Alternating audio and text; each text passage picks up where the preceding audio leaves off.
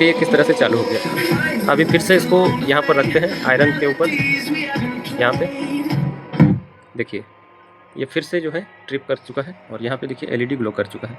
अभी देखिए दोस्तों ये ऑटोमेटिक चालू हो जाएगा। हम इसको कुछ नहीं करेंगे, इसको इधर कर देते हैं ताकि ये आयरन के संपर्क में नहीं रहे, क्योंकि ये जल्दी ठंडा होना है इसको। अभी देखिए ये ठंडा होने की वजह से एम्पलीफायर हमारा फिर से मतलब सॉन्ग जो है फिर से चलने लगेगा और यहाँ पे एलईडी जो लगा हुआ है ये बंद हो जाएगा। तो वेट करते हैं थोड़ा सा, आप भी वेट कीजिए और मैं आपको देखिए। नमस्कार दोस्तों आज एक PVT 701 एम्पलीफायर मेरे पास आया है, जो कि मैं आपको बता दूं कि ये एम्पलीफायर जो सरस्वती पूजा था उसी टाइम आया था। सरस्वती पूजा के 2 या 3 दिन पहले आया था।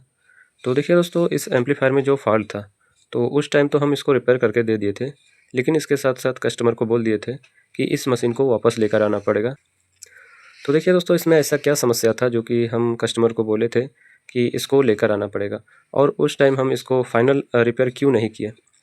देखिए दोस्तों मैं आपको बता दूं कि सरस्वती पूजा के टाइम में जो हमारे पास काम आया था तो इतना ज़्यादा काम हो चुका था कि मतलब उस टाइम जो है इसको सही से रिपेयर नहीं कर पाए हम, और कस्टमर भी उसी टाइम लेकर आया था जो कि सरस्वती पूजा के 2 दिन या 3 दिन पहले लेकर आया था। तो उस टाइम हमारे पास पहले से ही काम बहुत ज़्यादा स्टॉक हो चुका था और सभी काम को हम गछ लिए थे। तो हम कस्टमर को जैसे तैसे करके एम्पलीफायर को बनाकर दे दिए और चालू करके दे दिए और बोल दिया कि भाई आपको इसको वापस लेकर आना पड़ेगा, तभी आपका एम्पलीफायर चलेगा, नहीं तो नहीं चलेगा। तो देखिए दोस्तों उस टाइम इसमें जो समस्या था तो मैं आपको बता देता हूँ। सबसे जो बड़ा समस्या था इसमें, इसका मेन ट्रांसफार्मर जला हुआ था। जी हाँ दोस्तों, ये जो ट्रांसफार्मर लगा हुआ है मेन ट्रांसफार्मर, तो ये जला हुआ था और बहुत ही मुश्किल से टाइम निकाल कर उस टाइम हम इसको बनाए थे। तो देखिए दोस्तों इसको ट्रांसफार्मर को हम किस टाइम बनाए थे वो भी मैं आपको बता देता हूँ, और इस एम्पलीफायर को जो हम रिपेयर किए थे तो वो किस टाइम में रिपेयर किए थे। देखिए दोस्तों ट्रांसफार्मर बनाने के बाद हम सोचे कि चलिए कोई बात नहीं, सरस्वती पूजा के बाद कस्टमर को दे देंगे मशीन। लेकिन जब हम कस्टमर से बात किए तो शाम के टाइम में बात किए उसी दिन, तो कस्टमर बोला कि नहीं भाई जो मशीन हम आपके पास दिए हैं उसको भी बुकिंग में दे दिए हैं, उसका भी एडवांस ले लिए हैं। तो अभी तो मेरे पास जो है समस्या आ गया कि कस्टमर बोल दिया कि नहीं इसका बुकिंग का पैसा ले लिया है वो। और दोस्तों यकीन मानिए इस एम्पलीफायर का कंडीशन इतना ज़्यादा ख़राब था कि हमारा मन नहीं था कि इसको हम बना कर दें, लेकिन कस्टमर बोला कि नहीं भाई इसका हम एडवांस ले लिए हैं। तो हम मजबूर हो गए और सोचे कि चलो किसी तरह से इसको चालू कर देते हैं। तो देखिए दोस्तों हम इस मशीन को लगभग नाइट के 2:30 बजे बनाए थे। इस मशीन को जब रिपेयर किए थे तो लगभग नाइट के 2:30 बजे रिपेयर किए थे उस दिन। और उस दिन दोस्तों हमारे पास जो है दूसरा कोई ऑप्शन नहीं था, क्योंकि देखिए कस्टमर बुकिंग का पैसा ले लिया था और मशीन का कंडीशन इतना ज़्यादा ख़राब था कि इसको हमारा मन नहीं था बनाने का, लेकिन मजबूर होकर हम इसको बनाए और कस्टमर को सुबह दे दिए और उसको बोल दिए कि भाई इसको लेकर आना पड़ेगा। तो देखिए दोस्तों कल जो है मेरे पास मशीन लेकर आया था, तो मैं सोचा कि चलो आप लोगों को बता दूं इसमें क्या समस्या था जिसको हम नहीं बनाए थे उस टाइम, और ऐसा इसमें अभी क्या प्रॉब्लम आ रहा है। तो इसी पर जो है आज का वीडियो है हमारा। और दोस्तों मैं आपको बता देता हूं कि अगर आप लोगों को PVT 701 एम्पलीफायर के बारे में कुछ बेसिक जानकारी चाहिए तो इस वीडियो में मिल जाएगा, जो कि मैं आपको बताऊँगा कि इसमें कहाँ पर कितना वोल्टेज होता है और कौन सा पार्ट्स ख़राब होने पर कहाँ पर दिक्कत हो सकता है, और ज़्यादातर जो फॉल्ट आता है वो कहाँ से आता है। तो अभी देखिए दोस्तों ये जो ट्रांसफार्मर है इस पर हमारा ब्रांडिंग भी होगा अंदर, शायद आपको नहीं दिखता होगा लेकिन मैं दिखाने की कोशिश करता हूँ। लेकिन दोस्तों आप देख सकते हैं कि इसका बाइंडिंग नया है, यहाँ पर देखिए इसका बाइंडिंग नया है दोस्तों, और इसका हम फ़ोटो भी चैनल पर पोस्ट किए हैं, आप जाकर देख सकते हैं इस ट्रांसफार्मर का। तो दोस्तों ट्रांसफार्मर हमारा ओके है, मशीन अभी चालू है, लेकिन मैं आपको दिखाना चाहता हूँ कि इसमें फ़ॉल्ट क्या है।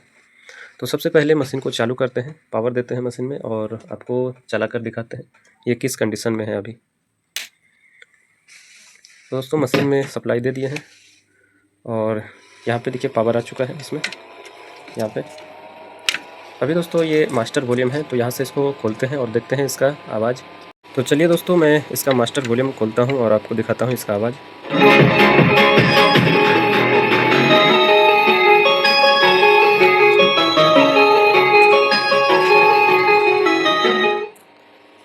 तो देखिए दोस्तों मशीन हमारा चालू है, मशीन हमारा बज रहा है, कोई दिक्कत नहीं है। लेकिन इसमें जो प्रॉब्लम है मैं आपको बता देता हूँ कि अभी दोस्तों सिर्फ इसका मास्टर वॉल्यूम ही काम करता है, बाकी इसका जो बेस मिड ट्रेबल है ये पूरा बंद है, मतलब ये काम नहीं करता है। तो ये काम क्यों नहीं करता है दोस्तों, देखिए जिस टाइम हम इस मशीन को बना रहे थे लगभग 2-2:30 बजे नाइट में बना रहे थे, तो इसमें दोस्तों बेस और मिड और ट्रेबल का जो वॉल्यूम है ये प्रॉपर काम नहीं कर रहा था, मतलब कि इसका जो है क्वालिटी बिल्कुल भी नहीं था, इसमें क्वालिटी बिल्कुल भी नहीं था और सभी वॉल्यूम में खरखराहट की आवाज़ आ रहा था। तो उस टाइम हमारे पास दूसरा कोई ऑप्शन नहीं था, क्योंकि इसको अगर अच्छी तरीके से सही करते तो हम कस्टमर को सुबह तक एम्पलीफायर नहीं दे पाते। और दोस्तों सोना भी होता है, ऐसा नहीं है कि पूरा नाइट काम करेंगे तो ये अच्छा तरीका है, ये अच्छा तरीका नहीं है दोस्तों। सोना भी ज़रूरी है, आराम करना भी ज़रूरी है। तो इसीलिए हम क्या किया दोस्तों कि यहाँ पर जितना भी इसका बेस और मिड ट्रेबल सेक्शन था सभी को बाईपास कर दिए, और यहाँ से जो सॉकेट है, पीछे जो सॉकेट लगा हुआ है, यहाँ से हम डायरेक्ट सिग्नल लिए और मास्टर पे इसका कनेक्शन कर दिए और उसको बोल दिए कि भाई आपका सिस्टम चलेगा लेकिन मिक्सचर से चलाना पड़ेगा, ऑडियो मिक्सचर से चलाना पड़ेगा, तभी आपका सिस्टम चलेगा। अगर आप बेस और ट्रेबल नहीं चाहते हैं तो आप मोबाइल से भी बजा सकते हैं, ऐसा नहीं कि नहीं बजा सकते हैं, लेकिन इसका जो बेस और ट्रेबल और मिड है ये काम नहीं करेगा। तो कस्टमर मान गया दोस्तों, और मानने के अलावा दूसरा कोई ऑप्शन भी नहीं था उसके पास भी और मेरे पास भी। तो अभी देखिए इसमें जो वापस आया है दोस्तों मशीन, तो इसमें काम बाकी है। बेस, मिड, ट्रेबल और मिड का जो भी वॉल्यूम है इसका कनेक्शन बाकी है और ये प्रॉपर काम नहीं कर रहा है। तो इसमें क्या समस्या हो सकता है, और इसके साथ साथ मैं आपको बता दूं दोस्तों कि ये जो व्यू मीटर बोर्ड है, यहाँ पे व्यू मीटर भी इसका काम नहीं करता है, बिल्कुल डेड है और कनेक्शन करने पर भी काम नहीं करता है। इसके साथ साथ मैं देखिए दोस्तों इसमें काम उस टाइम क्यों नहीं किया, यहाँ पे देख सकते हैं आप, ये जो रेजिस्टेंस लगा हुआ है यहाँ पे रेजिस्टेंस का पैर बिल्कुल ही जंग लग चुका है इसमें, और ये मतलब कि टूटने के जैसा हो गया है, कभी भी ये टूट सकता है। तो इसीलिए हम ज़्यादा रिस्क नहीं लिए और डायरेक्ट इसको मास्टर से कनेक्शन करके दे दिए। इसके अलावा यहाँ पे देखिए कुछ रेजिस्टेंस यहाँ पे हीट हुआ है। तो देखिए दोस्तों इसमें व्यू मीटर भी काम नहीं कर रहा था और बेस ट्रेबल मेड भी काम अच्छे तरीके से नहीं कर रहा था। तो हम इसीलिए सोचे कि चलो इस सब झमेला को हटा देते हैं, ये सब जो है प्रॉब्लम कर सकता है, तो इसलिए हम इसको हटा के डायरेक्ट इसको बाईपास कर दिए। तो अभी दोस्तों इस वीडियो में जो हम आपको दिखाएंगे इसका कनेक्शन करके दिखाएंगे और इसका जो भी प्रॉब्लम है इसको सॉल्व करेंगे।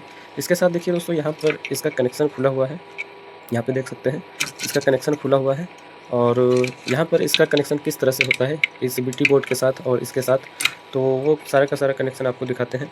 और दोस्तों मैं आपको बता दूं कि ये एम्पलीफायर कस्टमर हमको बता रहा था कि लगभग 6 महीना से ये एम्पलीफायर रखा हुआ था। रखने का कारण था दोस्तों इसका मेन ट्रांसफार्मर जला हुआ था, और मेन ट्रांसफार्मर जलने के कारण से ही इस मशीन को रख दिया था, यूज नहीं कर रहा था।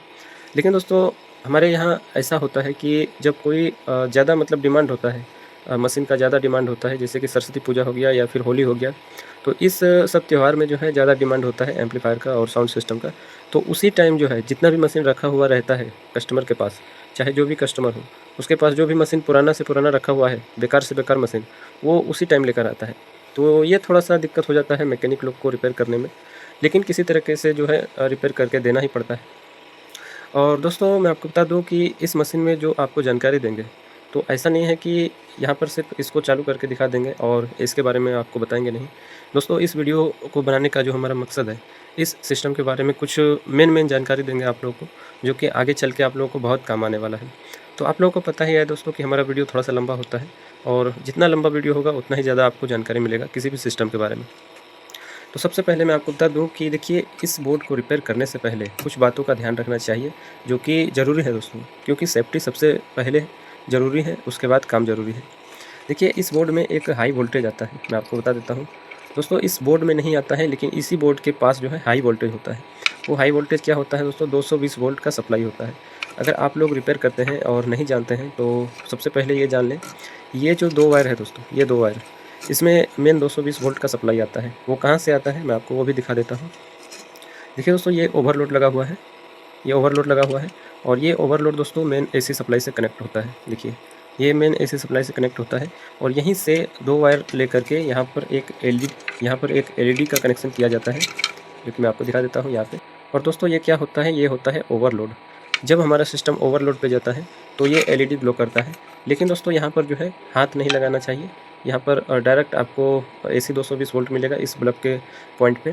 तो यहाँ पर इसको रिपेयर करने से पहले जो है इस पर ध्यान रखना चाहिए कि इस एलईडी में जो है डायरेक्ट 220 वोल्ट सप्लाई आता है, तो इसको जो है सावधानी के साथ रिपेयर करना चाहिए। और यहाँ पर जो भी काम करेंगे तो थोड़ा सा सावधानी के साथ करेंगे। तो इसके बारे में मैं आपको क्लियर कर दिया कि यहाँ पर काम करने से पहले इस वायर को ध्यान से रखेंगे और इस पर जो है टच नहीं करेंगे। तो चलिए अभी सबसे पहले क्या करना है दोस्तों, यहाँ पर देखिए इसका जो भी वायरिंग खुला हुआ है यहाँ से, और जो भी वायर इसमें पुराना है, जैसे कि ये वायर पुराना है तो इसको यहाँ से हटाते हैं और यहाँ पे नया वायर लगाते हैं, इसका कनेक्शन नया करते हैं। उसके बाद जो है दिखाते हैं आपको कि इसका कनेक्शन कैसे होता है। तो देखिए, मैं वायर लगाने से पहले ही आपको बता देता हूँ, ये जो बोर्ड है दोस्तों, ये वाला, पहले मैं सेट को बंद कर लेता हूँ। देखिए दोस्तों, ये जो बोर्ड है, ये व्यू मीटर का जो बोर्ड है, यहाँ पे इस पॉइंट पे देखिए, मैं आपको दिखा देता हूँ, ये पॉइंट और ये पॉइंट। देखिए दोस्तों, इसमें 4 पॉइंट होता है, जो कि इधर से आपको सही से दिखेगा। देखिए यहाँ पे 1 2 3 4, तो ये दोनों लास्ट वाला जो पॉइंट होता है दोस्तों, ये सप्लाई का होता है। यहाँ पे 20 वोल्ट से ऊपर सप्लाई आता है, 20 वोल्ट से लेकर 28 वोल्ट 27 वोल्ट तक यहाँ पर सप्लाई आता है। और ये सप्लाई कहाँ से आता है, मैं वो भी बता देता हूँ आपको। देखिए दोस्तों, ये 2 वायर पे सप्लाई आता है, और इसी सप्लाई से जो है इस बोर्ड को भी सप्लाई जाता है, बीटी बोर्ड को भी, और इस बोर्ड को भी सप्लाई मिलता है। तो ये सप्लाई आता है कहाँ से है, ये सप्लाई आता है दोस्तों ड्राइवर बोर्ड से। यहाँ पर देखिए, ये जो ड्राइवर बोर्ड लगा हुआ है, तो इसी से सप्लाई आता है। और इसी से सप्लाई दोस्तों कहाँ से आता है, देखिए यहाँ पे एक ट्रांजिस्टर लगा होता है, जो कि सबसे लास्ट में ये ट्रांजिस्टर लगा होता है। तो इसी ट्रांजिस्टर की मदद से यहाँ पे सप्लाई आता है, 20 वोल्ट से लेकर 28 वोल्ट के बीच हो सकता है इस पर सप्लाई। तो यहाँ पे मैं आपको क्लियर कर दिया कि इस दोनों लास्ट पॉइंट पे जो है सप्लाई आता है, तब जाकर इसी सप्लाई से ये बोर्ड भी चलता है और ये बोर्ड भी चलता है। इसके अलावा दोस्तों मैं आपको दिखा देता हूँ, यहाँ पे देखिए, यहाँ पर सप्लाई आता है, यहाँ इन दोनों पॉइंट पे आता है। और उसके बाद दोस्तों यहाँ पर रेजिस्टेंस लगा होता है, जो कि मैं आपको दिखाता हूँ। यहाँ पे देखिए 100 ओम का 2 रेजिस्टेंस लगा हुआ है, जो कि इस रेजिस्टेंस के बाद इन पॉइंट पर सप्लाई आता है।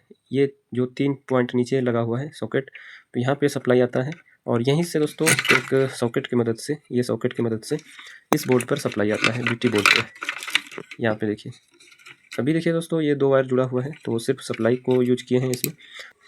तो मैं आपको बता दिया कि सबसे पहले इस बोर्ड पे सप्लाई आता है ड्राइवर बोर्ड से, उसके बाद यहीं से सप्लाई एक 100 ओम रेजिस्टेंस के बाद इस पर जाता है। और इसका कनेक्शन किस तरह से होता है दोस्तों, मैं आपको बता देता हूँ। देखिए, ये जो साइड वाला 2 पिन है, इन दोनों पे तो सप्लाई जाता है, लेकिन ये सेंटर वाला जो पॉइंट होता है दोस्तों, तो यहाँ पर एक स्विच लगा हुआ है, जो कि ये हॉर्न और बॉक्स के लिए होता है। तो इसी स्विच से एक यहाँ पर पॉइंट आया है, और यहाँ से एक रेजिस्टेंस के थ्रू दोस्तों यहाँ पर आया है, और यहाँ से फिर से रिटर्न होकर यहीं पर आएगा। देखिए, मैं आपको दिखा देता हूँ, ये जो पॉइंट है, ये जो पॉइंट है, इधर से देखेंगे तो ये दूसरा नंबर पॉइंट है, इस पॉइंट पे वो कनेक्शन आता है, यहाँ से इस सेंटर वाला पॉइंट इस पॉइंट पे आता है दोस्तों, ये पॉइंट। और मैं आपको दिखा देता हूँ, ये पॉइंट, यहाँ पर जो 3 पॉइंट है, जो कि यहाँ से कनेक्टर लगा हुआ है, जो कि यहाँ से कनेक्टर के थ्रू कनेक्ट है। देखिए दोस्तों, ये सेंटर वाला पॉइंट जो है, ये सेंटर पॉइंट का यहाँ से कनेक्शन होता है, ये सेंटर वायर को जोड़ते हैं यहाँ से।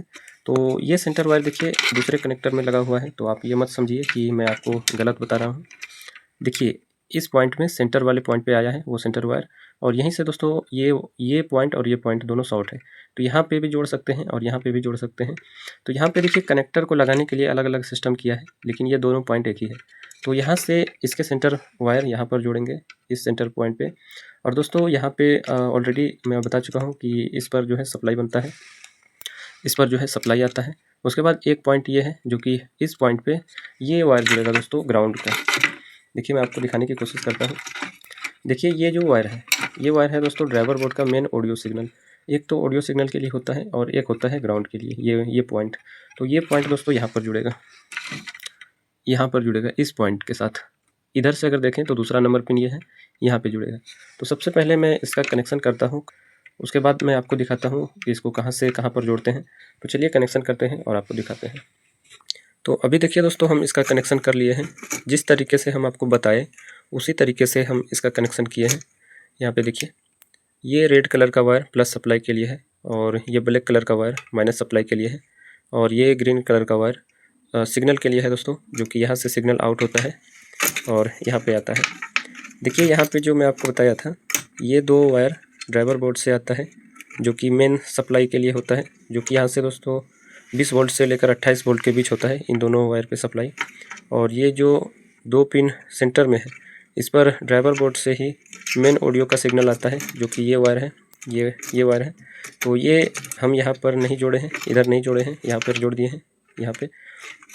उसके बाद दोस्तों, इस बोर्ड पे जो सप्लाई जाता है, मैं आपको बताया था कि यहाँ पर एक 100 ओम का रेजिस्टेंस लगा हुआ है, तो इसके थ्रू जो है इस पॉइंट पे सप्लाई आता है। और यहीं से एक ब्लैक कलर का वायर और एक रेड कलर का वायर लगा हुआ है, जो कि यहाँ से सप्लाई यहाँ पर जाता है। उसके बाद यहाँ पर देखिए एक ग्रीन कलर का वायर है, जो कि ये दोस्तों सिग्नल आता है यहाँ से सिग्नल आता है यहाँ पे। और दोस्तों मैं आपको बता दूँ कि देखिए इसमें जो सबसे ज़रूरी बात है वो आपको जानना ज़रूरी है। देखिए इस सिग्नल वायर को यहाँ पर लाने का जो मेन रीज़न है वो मैं आपको बता देता हूँ। देखिए दोस्तों, ये सिग्नल वायर यहाँ पर एक ट्रांजिस्टर लगा हुआ है जो कि इसके साथ कनेक्ट है, और इसी सिग्नल वायर से ये हमारा सेंस करता है व्यू मीटर। तो इसीलिए यहाँ पर सिग्नल वायर लाया गया है ताकि व्यू मीटर और ये ट्रांजिस्टर हमारा चले। और दोस्तों मैं आपको बता दूँ कि ये ट्रांजिस्टर किस लिए लगाया जाता है। यहाँ पे देखिए मैं आपको दिखाता हूँ। यहाँ पे देखिए ट्रांजिस्टर लगा हुआ है। तो ये ट्रांजिस्टर का काम क्या होता है दोस्तों, देखिए यहाँ से ही एक 2 वायर जुड़ा हुआ है जो कि आप देख सकते हैं। और ये 2 वायर दोस्तों कहाँ पर जाकर जुड़ता है मैं आपको दिखा देता हूँ। देखिए ये जो चैनल है, इस चैनल के पास ही एक यहाँ पर एक पार्ट्स लगा हुआ है जो कि हम लोग दोस्तों इसको थर्मोस्टेट बोलते हैं। आप लोग क्या बोलते हैं दोस्तों, आप हमको कमेंट में बता सकते हैं, लेकिन ज़्यादातर जो है हम लोग इसको थर्मोस्टेट ही बोलते हैं। तो देखिए यहाँ पर इसका कनेक्शन आया हुआ है, इस वायर का कनेक्शन यहाँ पर आया है। तो मैं आपको बता दूं दोस्तों कि अगर आप लोग नहीं जानते हैं कि ये किस लिए लगाया जाता है और इसका क्या काम होता है, तो चलिए मैं आपको बता देता हूँ। देखिए दोस्तों, सबसे पहले एम्पलीफायर में ओवरलोड स्विच होता है जो कि यहाँ पर लगा हुआ है।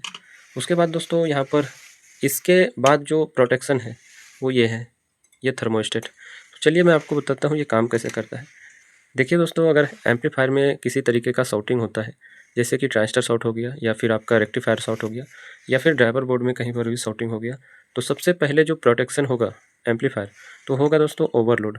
यहाँ पर जो ओवरलोड लगा होता है ये प्रोटेक्शन मोड में जाएगा और आपका सिस्टम बंद हो जाएगा। अगर एम्पलीफायर के अंदर कोई शॉर्ट सर्किट होता है तो सबसे पहले ये ट्रिप करेगा। इसके अलावा देखिए दोस्तों, एक प्रोटेक्शन और है जो कि मैं आपको बता देता हूँ। अगर एम्पलीफायर में कोई भी शॉर्ट सर्किट नहीं होता है और एम्पलीफायर लंबे समय तक चल रहा है, और लंबे समय तक चलने के कारण से अगर ये चैनल ज़्यादा हीट हो जाता है, ये चैनल आपका ओवर हीट हो जाता है, तो एक यहाँ पर थर्मोस्टेट लगाया जाता है जो कि कंपनी लगाता है। तो दोस्तों ये भी थर्मोस्टेट इसी के हिसाब से डिसाइड होता है ये कितना सेल्सियस का लगा हुआ है। जी हाँ दोस्तों, ये 60 डिग्री या 70 डिग्री सेल्सियस का हो सकता है, जो कि कंपनी के हिसाब से यहाँ पर मैचिंग करके इसको लगाया जाता है। तो देखिए पहला प्रोटेक्शन तो हम आपको बता दिए कि कोई भी शॉर्ट सर्किट होगा एम्पलीफायर के अंदर तो आपका ओवरलोड ट्रिप करेगा, और ओवरलोड ट्रिप करने पर आपका सेट बिल्कुल बंद हो जाएगा। सिर्फ यहाँ पर आपका ओवरलोड दिखाएगा, जो मैं आपको बताया। यहाँ पर जो ये LED लगा हुआ है ये आपको सिग्नल देगा और ये ग्लो करेगा कि आपका सिस्टम ओवरलोड हो चुका है। इसके अलावा देखिए जो मैं आपको बताया कि अगर आपका एम्पलीफायर लंबे समय तक चल रहा है और ये चैनल ओवरहीट हो जाए, तो दोस्तों ये क्या करता है, यहाँ पर जो सिग्नल का वायर लगा हुआ है, तो ये सिग्नल का वायर यहाँ पर कनेक्ट है इस ट्रांजिस्टर के थ्रू, और ये ट्रांजिस्टर का जो कनेक्शन है दोस्तों इसी थर्मोस्टेट से कनेक्ट है यहाँ पे। तो देखिए दोस्तों, जब आपका सिस्टम ज़्यादा ओवरहीट होने के कारण से ये थर्मोस्टेट जब काम करेगा, तो मैं आपको बता दूँ कि ये थर्मोस्टेट का जो ये 2 पिन है, अगर इसको मल्टीमीटर से चेक करेंगे तो ये कंटिन्यूटी मोड दिखाएगा, मतलब बीप की साउंड करेगा। हाँ, किसी किसी सिस्टम में ये एनो टाइप हो सकता है, और जो कंटिन्यूटी दिखाता है दोस्तों, जो थर्मोस्टेट कंटिन्यूटी दिखाता है उसको हम लोग बोलते हैं NC टाइप। तो यहाँ पर देखिए ये दोनों पॉइंट अंदर से शॉर्ट है अभी, लेकिन जब ये काम करता है दोस्तों तो अंदर से ये जो है ओपन हो जाता है। ये 2 पॉइंट जो है अंदर से ओपन हो जाता है, और ओपन होने के वजह से इस सिग्नल को, ये जो सिग्नल है इसको ग्राउंड सप्लाई मिल जाता है इस ट्रांजिस्टर के थ्रू। जब दोस्तों इस सिग्नल को ग्राउंड वायर मिल जाता है, तो आपको पता है कि किसी भी ऑडियो सिग्नल को अगर ग्राउंड के साथ कनेक्ट कर दें तो हमारा जो है सिस्टम ऑडियो नहीं चला पाएगा, ऑडियो उसमें नहीं आएगा और सिस्टम हमारा काम नहीं करेगा। हालांकि सिस्टम चालू ही रहेगा लेकिन ऑडियो आपका नहीं बजेगा, गाना नहीं बजेगा। तो वही काम करता है ये, ज़्यादा टेम्परेचर होने की वजह से ये ऑडियो सिग्नल को ग्राउंड कर देता है ये ट्रांजिस्टर के थ्रू। जब दोस्तों सिग्नल आपका ग्राउंड हो जाएगा तो सेट आपका चालू ही रहेगा, लेकिन आपका म्यूजिक जो है बंद हो जाएगा। और कुछ टाइम चलने के बाद, मतलब कुछ टाइम बंद रहने के बाद, जब ये थोड़ा सा ठंडा हो जाएगा तो दोस्तों ये वापस चालू हो जाता है। इसके अंदर जो भी पार्ट्स लगा होता है वो चालू हो जाता है दोस्तों हीटिंग के हिसाब से। हीटिंग कम होगा तो ये चालू हो जाएगा, हीटिंग ज़्यादा हो जाएगा तो ये फिर मतलब कि ओपन हो जाता है। तो इस तरीके से काम करता है। और दोस्तों जब ये काम करेगा, जैसे कि ये ट्रिप करेगा, जैसे कि ये ओपन हो जाएगा, तो यहाँ पर देखिए ये सिग्नल देता है। मैं आपको दिखा देता हूँ। देखिए दोस्तों, ये जो येलो कलर का LED लगा हुआ है ये अगर आपका ग्लो कर जाता है तो ये आपको ये बताता है कि आपका एम्पलीफायर टेम्परेचर मोड में चला गया है। जी हाँ दोस्तों, अगर आपका ये एलईडी ग्लो करता है और कोई सा भी एलईडी ग्लो नहीं करता है, जैसे कि ओवरलोड का एलईडी ग्लो नहीं कर रहा है, सिर्फ ये एलईडी ग्लो कर रहा है और पावर का तो रहेगा ही। देखिए दोस्तों, इस कंडीशन में आपका पावर का एलईडी ग्लो करता ही रहेगा, क्योंकि इस कंडीशन में अगर ये एलईडी ग्लो करता है तो ऐसा नहीं है कि आपका सिस्टम बंद रहता है, आपका सिस्टम चालू ही रहता है, सिर्फ यहाँ पे म्यूजिक को बंद कर देता है। अगर ये एलईडी ग्लो करता है तो आप ये समझ सकते हैं कि आपका सिस्टम मतलब टेम्परेचर मोड में चला गया है, और थोड़ा सा वेट करेंगे तो थोड़ा सा वेट करने के बाद ये वापस चालू हो जाता है। तो इस तरीके से ये काम करता है। तो चलिए, अभी मैं इसका कनेक्शन कर लिया हूँ और मैं आपको बता दिया कि किस तरह से इसका कनेक्शन होता है। तो चलिए दोस्तों, सबसे पहले इसको चालू करते हैं और चालू करने के बाद आपको दिखाते हैं कि इसका बेस मिड ट्रेवल अभी काम करता है या नहीं। उस टाइम तो ये दिक्कत कर रहा था, हो सकता है कि कुछ वायरिंग की वजह से भी ऐसा हो रहा था। तो चलिए अभी चेक करते हैं। हालांकि देखिए, वॉल्यूम का कंडीशन दोस्तों ख़राब है, तो यहाँ पर इसको रिप्लेस करेंगे, लेकिन रिप्लेस करने से पहले इसको चेक कर लेते हैं। चलिए सप्लाई देते हैं और देखते हैं। तो यहाँ पे दोस्तों सप्लाई दे दिए हैं और तो मास्टर वॉल्यूम को बढ़ाते हैं और देखते हैं।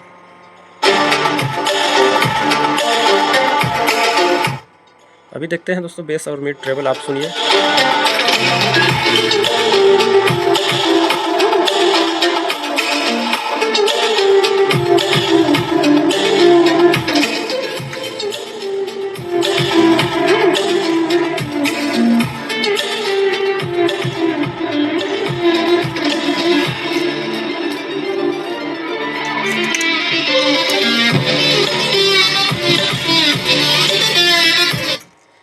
तो दोस्तों, ये बेस और मिड और ट्रेबल ये अभी काम कर रहा है, लेकिन थोड़ा सा खरखराहटपन की साउंड है।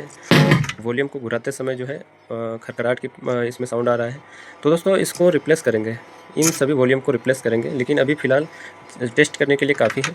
अभी देखिए दोस्तों, इसका व्यू मीटर काम नहीं कर रहा है। मैं आपको वॉल्यूम तेज करके दिखाता हूँ।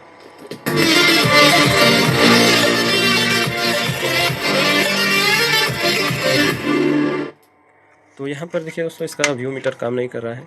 तो अभी क्या कर सकते हैं, देखिए इसमें जो है वायरिंग भी ठीक है, हमारा वायर ठीक जुड़ा हुआ है, उसके अलावा भी काम नहीं कर रहा है इसमें। तो देखिए दोस्तों, इसमें 3 आईसी लगा होता है, मैं आपको दिखा देता हूँ, 1 2 3। तो देखिए, अगर इसमें से एक आईसी ख़राब होता है तो भी हमारा सिस्टम काम करना चाहिए, हमारा व्यू मीटर काम करना चाहिए। हालांकि एक एलईडी भी ग्लो करना चाहिए, 2 एलईडी भी ग्लो करना चाहिए, लेकिन ये अभी फ़िलहाल पूरी तरीके से डेड बता रहा है, किसी भी तरीके का ये ब्लिंकिंग नहीं कर रहा है। तो देखिए दोस्तों, इसमें ऐसा क्या समस्या हो सकता है। तो मैं आपको बता दूं दोस्तों कि देखिए, ये जो एलईडी लगा होता है, अगर इनमें से कुछ एलईडी अगर आपका ख़राब रहेगा तो भी आपका सिस्टम जो है ये काम नहीं करेगा। जी हाँ दोस्तों, अगर एलईडी ख़राब होता है आपका, जैसे कि 2 4 6 8 10, जैसे कि 10 एलईडी लगा हुआ है, इनमें से अगर 2-3 एलईडी भी ख़राब रहेगा तो आपका सिस्टम अच्छी तरीके से काम नहीं करेगा या फिर काम ही नहीं करेगा। तो यहाँ पर देखिए 2 रेजिस्टेंस हीट हुआ है, तो इनको भी चेक करेंगे, लेकिन सबसे पहले एलईडी को चेक करना ज़रूरी है। तो दोस्तों, एलईडी को चेक करने के लिए क्या करेंगे, तो चलिए दोस्तों, मैं दिखाता हूँ इसको किस तरह से चेक कर सकते हैं। देखिए दोस्तों, यहाँ पर जो कंपोनेंट लगा हुआ है इस बोर्ड के अंदर, देखिए अभी ये व्यू मीटर काम नहीं कर रहा है, तो इसका मतलब ये नहीं है दोस्तों कि ये सब कंपोनेंट हमारा ख़राब हो सकता है। हाँ, हो सकता है, लेकिन ये सब चेक करने से पहले, रेजिस्टेंस आईसी को रिप्लेस करने से पहले एक बार इसका एलईडी को चेक करना ज़रूरी है। क्योंकि दोस्तों, हम देखे हैं कि अगर एलईडी भी अगर आपका ख़राब रहेगा, जैसे कि 2 4 5 एलईडी भी अगर आपका ख़राब रहेगा, तो आपका व्यू मीटर प्रॉपर काम नहीं करेगा या फिर काम ही नहीं करेगा। तो सबसे पहले एलईडी को चेक करना ज़रूरी है, अगर व्यू मीटर काम नहीं करता है तो एलईडी चेक करने के बाद हमको कंफर्म हो जाएगा कि हमारा आईसी ख़राब है या फिर कोई रेजिस्टेंस ख़राब है या फिर हमारा एलईडी ख़राब है। तो चलिए चेक करते हैं। तो इसको चेक करने के लिए दोस्तों क्या करेंगे, मल्टीमीटर को कंटिन्यूटी मोड पे सेट करेंगे और इसी की मदद से एलईडी को चेक करेंगे। देखिए, मीटर को यहाँ पर रखते हैं और दोस्तों, मैं आपको बता दूँ कि किसी भी एलईडी में प्लस माइनस होता है, आप लोगों को भी पता है। तो देखिए, जहाँ पर प्लस है वहाँ पर रेड प्रोब को रखेंगे और जहाँ पर माइनस है वहाँ पर ब्लैक प्रोब को रखेंगे। तो दोस्तों, इस तरह से अगर चेक करेंगे तो जो एलईडी सही रहेगा वो थोड़ा थोड़ा ग्लो करेगा, मतलब जलेगा। चलिए अभी दिखाते हैं आपको। देखिए, इधर की ओर जितना भी पिन है इसका एलईडी का वो प्लस है और इधर की ओर जितना भी है वो माइनस है। तो यहाँ पर सभी एलईडी को बारी बारी से चेक कर लेते हैं। उसके बाद दोस्तों कंफर्म हो जाएगा हमारा एलईडी ख़राब है या फिर सही है। देखिए दोस्तों, यहाँ पर ये एलईडी ग्लो कर रहा है, आप देख सकते हैं, तो इसका मतलब है कि ये ओके है। इसी तरीके से दोस्तों सभी एलईडी को चेक करते हैं। यहाँ पे देखिए दोस्तों, ये एलईडी नहीं जला, ये एलईडी जल रहा है लेकिन ये नहीं जल रहा है। जबकि दोस्तों सभी एलईडी जलना चाहिए। यहाँ से हम डायरेक्ट इसको चेक कर रहे हैं तो सारा का सारा एलईडी जलना चाहिए। देखिए यहाँ पे ये नहीं जला। उसके बाद ये वाला चेक करते हैं तो यहाँ पर भी नहीं जल रहा है। उसके बाद इधर चेक करते हैं, ये भी नहीं जला दोस्तों। आगे चेक करते हैं, देखिए ये थोड़ा थोड़ा जल रहा है, ये बहुत ही मतलब ना के बराबर जल रहा है। उसके बाद यहाँ पर देखते हैं, ये भी नहीं जला, ये भी थोड़ा थोड़ा जल रहा है, मतलब बहुत कम जल रहा है। देखिए दोस्तों, जिस तरह से रेड एलईडी ग्लो किया उसी तरीके से ये सभी ग्लो करना चाहिए। हालांकि थोड़ा सा 19-20 हो सकता है, लेकिन बहुत ज़्यादा कम ग्लो कर रहा है। देखिए ये बहुत ज़्यादा कम कर रहा है, तो इतना नहीं होना चाहिए। अभी देखते हैं 2 एलईडी और है। तो यहाँ पर देखिए दोस्तों 99% जो है इस एलईडी पे हमको डाउट है, क्योंकि इसमें से एक ही एलईडी ग्लो कर रहा है अच्छी तरीके से। उसके अलावा जितना भी एलईडी है वो ग्लो नहीं कर रहा है। तो पहले जो है दोस्तों सभी एलईडी को रिप्लेस कर देना है। देखिए ये जो जल रहा है इसको छोड़ देंगे, बाकी जितना भी एलईडी है सभी को रिप्लेस कर देंगे। और रिप्लेस करने के बाद दोस्तों देखते हैं इसका कंडीशन क्या होता है। अगर रिप्लेस करने के बाद भी कोई प्रॉब्लम होता है या नहीं जलता है तो आगे देखेंगे। तो सबसे पहले इसको रिप्लेस करते हैं, यहाँ से निकालते हैं और नया लगाते हैं यहाँ पे। यहाँ पर दोस्तों एलईडी को रिप्लेस कर लिए हैं, आप देख सकते हैं। सिर्फ यहाँ पे एक एलईडी को छोड़ दिए हैं, जो जल रहा था उसको छोड़ दिए हैं। उसके अलावा जितना भी एलईडी है सभी को रिप्लेस कर दिए हैं। तो अभी देखिए दोस्तों सिस्टम को चालू करते हैं और देखते हैं कि अभी ये प्रॉब्लम सॉल्व हुआ है या फिर इसके आगे अभी भी प्रॉब्लम है इसमें।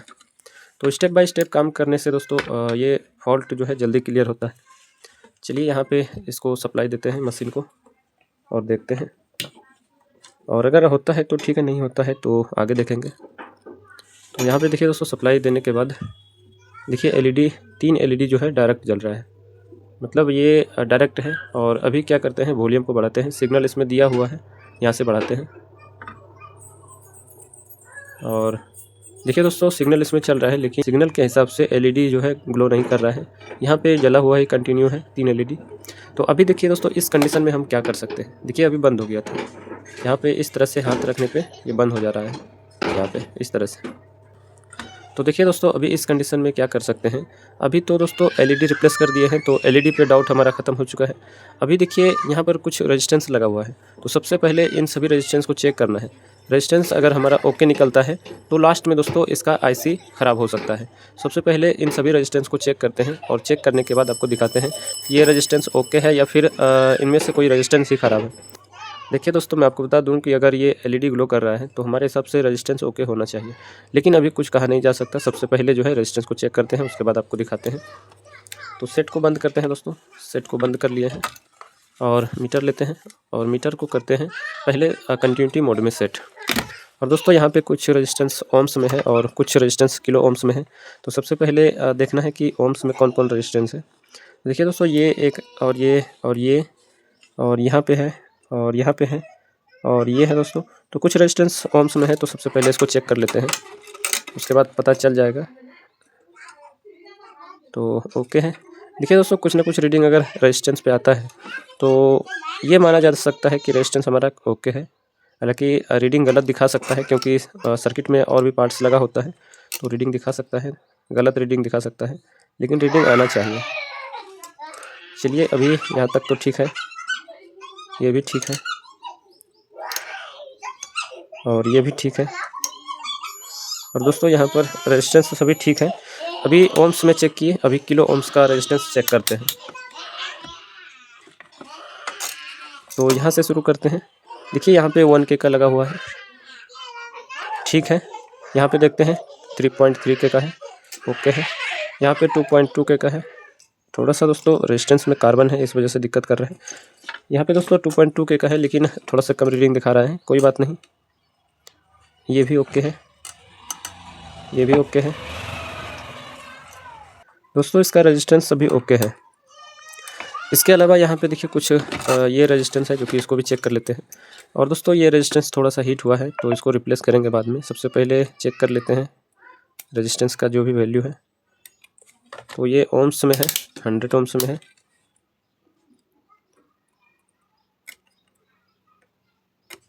तो यहाँ से देखते हैं, ठीक है। उसके बाद दोस्तों यहाँ पे 10K का रेजिस्टेंस है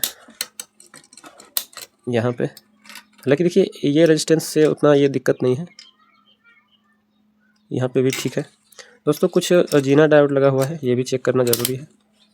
यहाँ पे एक डायोड है और एक डायोड यहाँ पे है, तो ये भी ओके है, शार्टिंग नहीं है। देखिए दोस्तों, अभी ये तो कंफर्म हो गया कि हमारा रेजिस्टेंस भी ओके है, जीना डायोड भी ओके है, एलईडी भी हम नया लगा चुके हैं। तो अभी देखिए 99% दोस्तों इसका आईसी ख़राब हो सकता है कि तीनों आईसी ख़राब हो, या हो सकता है कि एक आईसी ख़राब हो, लेकिन जब रिप्लेस करेंगे तो तीनों को रिप्लेस करेंगे, क्योंकि दोस्तों ये सब जो है आपस में जुड़ा होता है एक ही सप्लाई से। अगर एक भी ख़राब होता है तो उसका इफेक्ट दूसरे पर पड़ सकता है और दूसरे का इफेक्ट तीसरे पर पड़ सकता है। तो इस कंडीशन में क्या करेंगे, सभी आईसी को रिप्लेस करेंगे। तो चलिए अभी इसको रिप्लेस करते हैं और रिप्लेस करने के बाद आपको दिखाते हैं।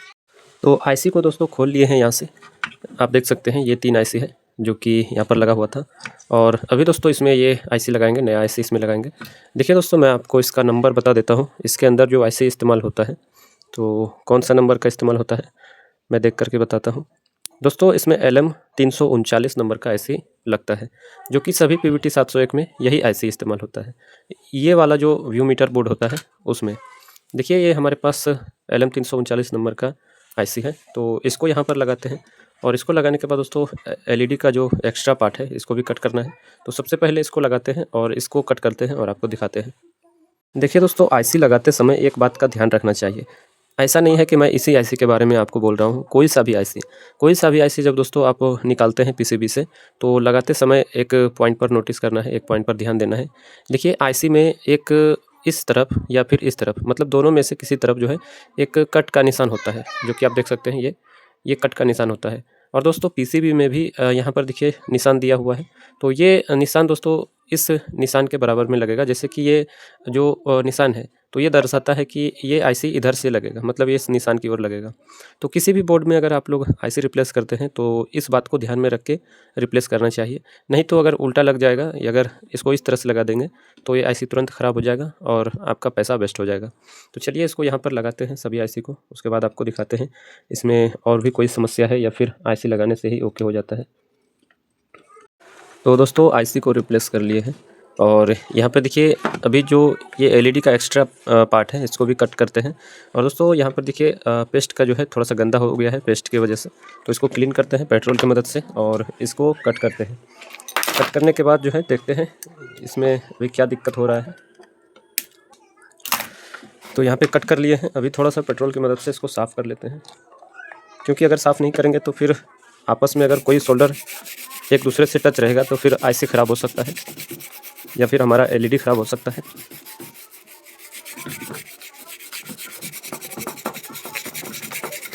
दोस्तों आप देख सकते हैं कि इसमें कितना ज़्यादा काम है, इसी वजह से जो है हम उस टाइम इसको नहीं बनाए थे, कंप्लीट जो है नहीं बनाए थे, क्योंकि हमको पता था कि इसमें बहुत ज़्यादा प्रॉब्लम है। अभी दोस्तों बेस स्टेबल बोर्ड का भी वॉल्यूम चेंज करना है, और एक स्विच उसमें लगा हुआ है वो भी चेंज करना है। तो जो मेन टॉपिक है उसके बारे में मैं आपको बता देता हूँ, उसके अलावा वॉल्यूम चेंज करना कोई बड़ी बात नहीं है, आप लोग भी कर सकते हैं, लेकिन पॉइंट टू पॉइंट मैं आपको बता देता हूँ किस तरह से इसको रिपेयर करना है। तो दोस्तों हमारा पीसीबी साफ़ हो चुका है, आप देख सकते हैं। और अभी क्या करते हैं, अभी इसमें सप्लाई देते हैं मशीन में, और अभी देखते हैं क्या कंडीशन है इसका। तो सप्लाई देते हैं दोस्तों। देखिए दोस्तों सप्लाई दिए, लेकिन अभी भी वही प्रॉब्लम है। यहाँ पर देखिए दोस्तों, पहले 3 एलईडी एक साथ जल रहा था, अभी 3 तो नहीं जल रहा है लेकिन 2 जल रहा है। तो अभी एक काम करते हैं, सबसे पहले वॉल्यूम को बढ़ाकर देखते हैं, सिग्नल देकर इसमें देखते हैं कि ये बाकी का एलईडी जो है वो काम कर रहा है या फिर नहीं कर रहा है। पहले देखें दोस्तों कि यहाँ पर 3 एलईडी ग्लो कर रहा था कंटिन्यू, और उसके बाद वॉल्यूम देने के बाद भी ये काम नहीं कर रहा था। अभी देखते हैं, यहाँ से वॉल्यूम को बढ़ाते हैं, और अभी आप देख सकते हैं दोस्तों कि ये आगे का जो भी एलईडी है वो काम कर रहा है। थोड़ा सा और बढ़ाते हैं। देखिए दोस्तों, जो भी एलईडी है इसके आगे का, ये 2 एलईडी को छोड़ के जो भी एलईडी आगे लगा हुआ है वो काम कर रहा है, यहाँ पे देखिए। लेकिन अभी ये 2 एलईडी कंटिन्यू जल रहा है। तो देखिए दोस्तों, मैं आपको बता दूं कि अभी हम आईसी को नया रिप्लेस किए हैं, और रेजिस्टेंस भी हमारा सभी ओके है, और ये काम भी कर रहा है, इतना से इतना सेक्शन काम कर रहा है। बस यहाँ पर 2 एलईडी कंटिन्यू ग्लो कर रहा है। तो इसका एक और कारण हो सकता है दोस्तों। देखिए आईसी तो ख़राब नहीं हो सकता है, क्योंकि हम आईसी रिप्लेस किए हैं, नया डाले हैं, आईसी तो ख़राब नहीं हो सकता है। अभी जो ये कंटिन्यू ग्लो कर रहा है, हो सकता है दोस्तों मैं आपको बता दूँ, यहाँ पर देखिए एक प्रीसेट होता है, यहाँ पे देखिए एक प्रीसेट लगा होता है।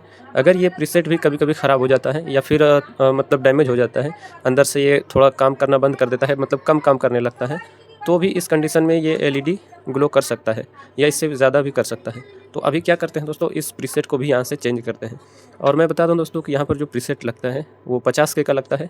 तो 50K की जगह पर हम 100K का भी लगा सकते हैं। बस इसको मैनेज करना होता है, कहाँ पर इसको सेट करना है एलईडी को, बस इसको मैनेज करके सेट करना पड़ता है। तो यहाँ से हम इसको हटाते हैं और एक दूसरा प्रीसेट लगाते हैं। उसके बाद देखते हैं ये जो कंटिन्यू ग्लो कर रहा है ये बंद होता है या नहीं। उसके बाद भी अगर नहीं होता है तो आगे बताते हैं क्या प्रॉब्लम हो सकता है। तो फाइनली दोस्तों यहाँ पर प्रीसेट को भी चेंज कर लिए हैं। देखिए दोस्तों, इसमें जो प्रीसेट लगा था मैं आपको दिखा देता हूँ।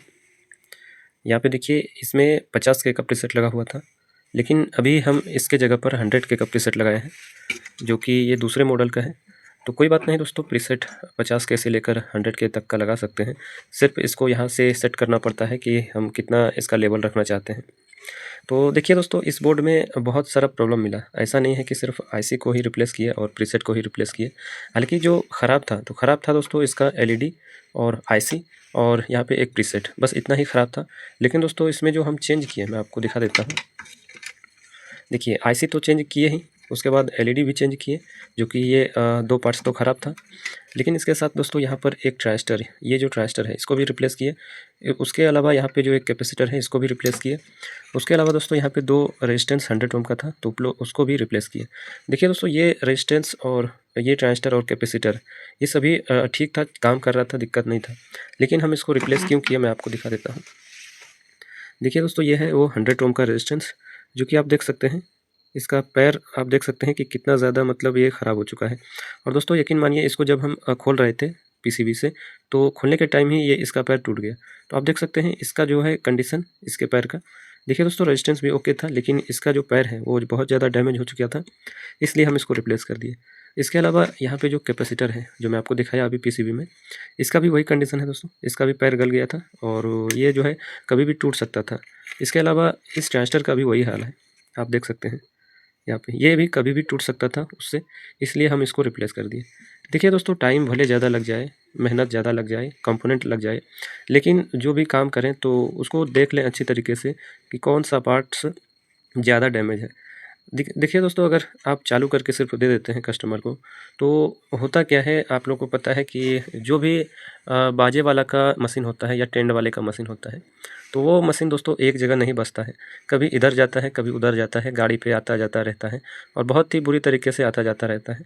तो उस कंडीशन में होगा क्या कि जो पार्ट्स डैमेज हैं वो दोस्तों किसी भी टाइम टूट सकता है या फिर वहाँ से फेल हो सकता है, और उस वजह से जो है आपका नाम ख़राब हो सकता है, आपका मेहनत बर्बाद हो सकता है, आपको कस्टमर नीचे नज़र से देखने लगेगा।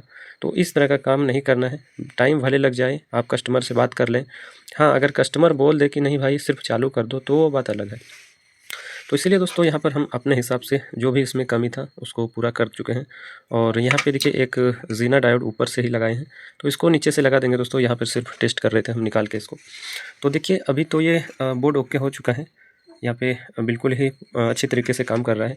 लेकिन दोस्तों मैं आपको बता दूं कि यहाँ पे एक एलईडी जो है ये अभी भी मतलब ग्लो ही कर रहा है, मतलब कंटिन्यू ये ग्लो कर रहा है। तो इसका कारण है दोस्तों यहाँ पे एक रेजिस्टेंस जो है, इसका ये रेजिस्टेंस थोड़ा सा हमको इस नंबर का मिला नहीं, और ये भी इसका पैर टूटा हुआ था, तो यहाँ पे अभी दूसरा नंबर का लगाए हैं। तो बाद में इसको रिप्लेस कर देंगे, अभी सीबी से निकाल के इसको रिप्लेस कर देंगे, तो ये भी प्रॉब्लम ख़त्म हो जाएगा। उसके अलावा अभी जो इसमें काम है बाकी, तो वो काम है दोस्तों इसका टोन कंट्रोल चेंज करना है। देखिए दोस्तों, मैं आपको बता दूं कि इसका टोन कंट्रोल चेंज करके हम आपको नहीं दिखाएंगे, क्योंकि वॉल्यूम चेंज करना कोई बड़ी बात नहीं है। ये बात आप लोगों को भी पता है और मैं भी अच्छी तरीके से जानता हूं कि वॉल्यूम को चेंज करना कोई बड़ी बात नहीं है। जितने नंबर का वॉल्यूम लगा हुआ है इसमें, आप उस नंबर के हिसाब से इसमें रिप्लेस कर देंगे तो ये हो जाएगा। इसके साथ देखिए यहाँ पे जो हम बताए थे आपको कि स्विच, तो ये स्विच को भी चेंज करेंगे दोस्तों। आप देख सकते हैं कि ये स्विच भी जो है थोड़ा सा ख़राब हो चुका है, तो इसको भी रिप्लेस कर देंगे। और ये स्विच और ये वॉल्यूम ये सब चेंज करेंगे हम बाद में। लेकिन अभी जो हम आपको दिखाने वाले हैं, सबसे पहले इसको चालू करते हैं और चालू करने के बाद आपको दिखाते हैं कि ये लेवल एलईडी व्यू मीटर किस तरह से काम कर रहा है। इसको टेस्ट करने के बाद दोस्तों मैं आपको इसका A to Z वोल्टेज दिखाता हूँ और कहाँ पर कौन सा प्रॉब्लम आने पर क्या दिक्कत होता है वो बताता हूँ। तो चलिए इसको चालू करते हैं और चालू करने के बाद मैं आपको दिखाता हूँ। तो देखिए दोस्तों, यहाँ पर एम्पलीफायर हमारा चालू हो चुका है। और यहाँ पर देखिए लाइट आ चुका है और यहाँ पे देखिए दोस्तों एक एलईडी ग्लो कर रहा है। तो इसको कर देंगे सही। यहाँ पे सिर्फ एक रेजिस्टेंस का वैल्यू हम गलत लगाए हैं और मेरे पास था नहीं तो मैं इसको अभी लगाया हूँ। तो अभी इस एलईडी को छोड़ दीजिए दोस्तों, इसको रेजिस्टेंस लगाएंगे तो ये सही हो जाएगा। अभी देखिए यहाँ से हम वॉल्यूम को बढ़ाते हैं और देखिए इसका व्यू मीटर कैसे काम करता है।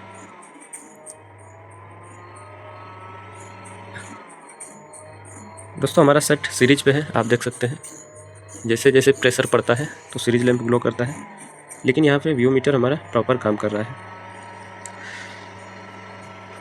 तो दोस्तों ये तो हो गया हमारा ओके।